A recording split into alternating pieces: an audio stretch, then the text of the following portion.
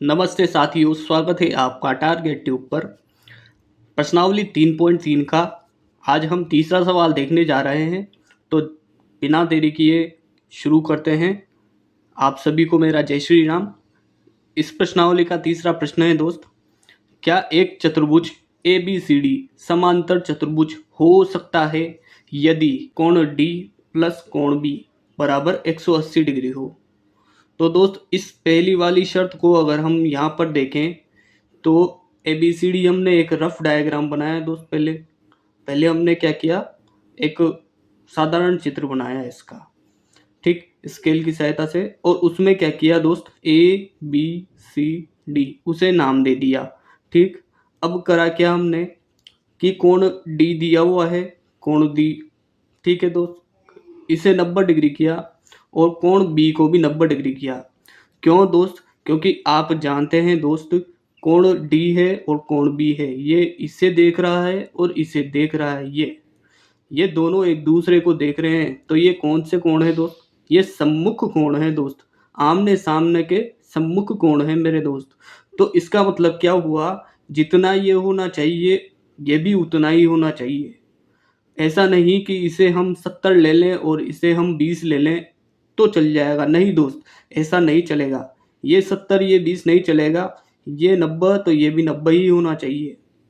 और इसने कहा है प्रश्न के अंदर दोस्त कि इन दोनों कोणों का योग कितना होना चाहिए, 180 डिग्री होना चाहिए। तो हमने इस शर्त को पूरी करने के लिए ये वाला चित्र बनाया। अब इसमें ये कुछ कुछ स्थितियों में ही संभव है दोस्त, हर स्थिति में संभव नहीं है।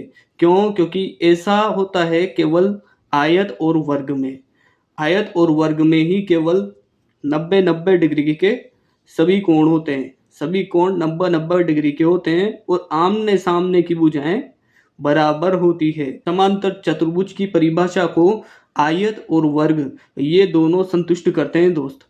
इनमें आमने सामने के, जैसे ये वाला कोण है, ये वाला कोण है, दोनों 90 डिग्री है, तो ये वाला कोण भी 90 डिग्री और ये वाला कोण भी 90 डिग्री होगा।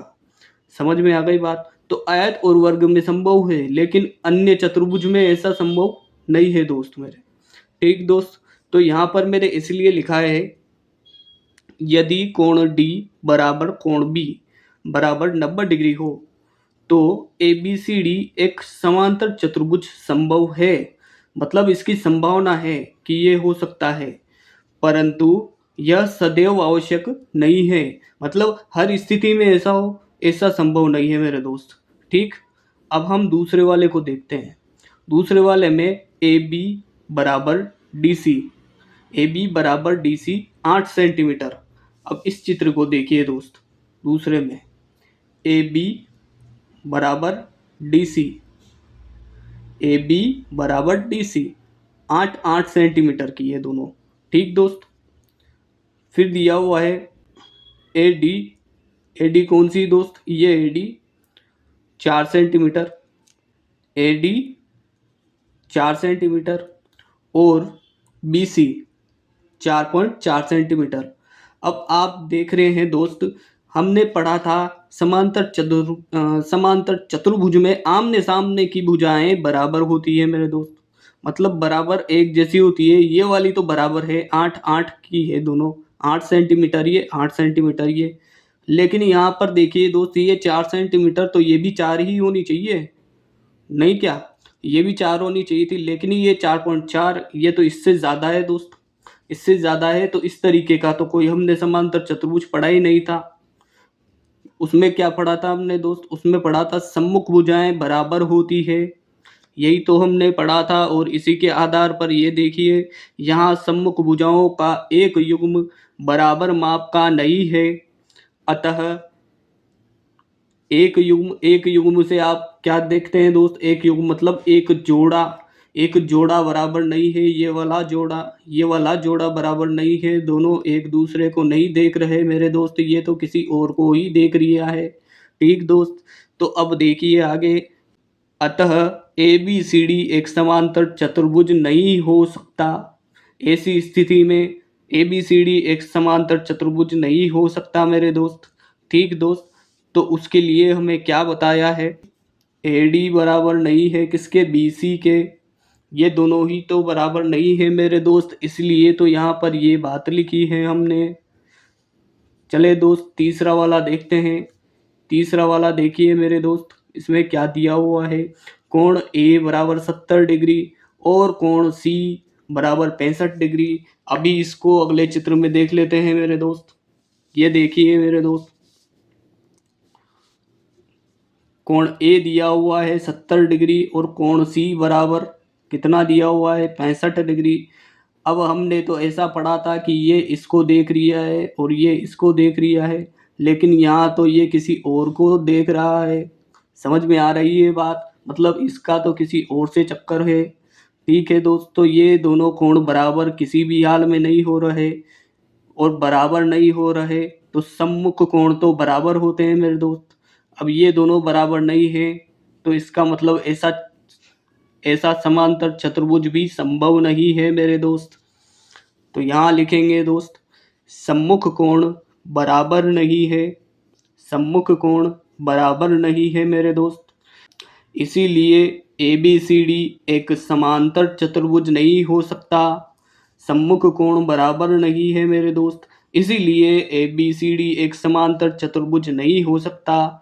अतः कोण A बराबर नहीं है कोण C के बराबर नहीं है मेरे दोस्त, इसलिए तो ये समांतर चतुर्भुज हो ही नहीं सकता। अब अगला वाला देखिए दोस्त, आपके लिए चौथा वाला सवाल भी है यहाँ पर। चौथा वाला सवाल देख लीजिए। एक चतुर्भुज की कच्ची मतलब रफ आकृति खींचिए जो समांतर चतुर्भुज न हो परंतु जिसके दो सम्मुख कोणों के माप बराबर हो। मतलब ऐसी आकृति खींचनी दोस्त हमें पतंग की जैसी, कि इसमें दो सम्मुख कोण तो आपस में बराबर होते हैं, लेकिन वो समांतर चतुर्भुज नहीं होना चाहिए मेरे दोस्त। तो देखिए दोस्त, मैंने यहाँ पर आपके लिए एक पतंग बनाई है। इस पतंग में सम्मुख कोण तो बराबर होते हैं, इसके नियमों में है ये बात। ठीक, तो सम्मुख कोण तो बराबर होते हैं, इसके केवल दो सम्मुख कोण बराबर होते हैं मेरे दोस्त, दो। लेकिन यह एक समांतर चतुर्भुज तो नहीं है मेरे दोस्त। ठीक, तो इसमें हम क्या लिखेंगे, हमने चतुर्भुज में पतंग यानी कि रोम्बस की आकृति खींची, कच्ची आकृति खींची, जिसके सम्मुख कोणों की माप तो समान है, इन दोनों कोणों की माप तो समान है।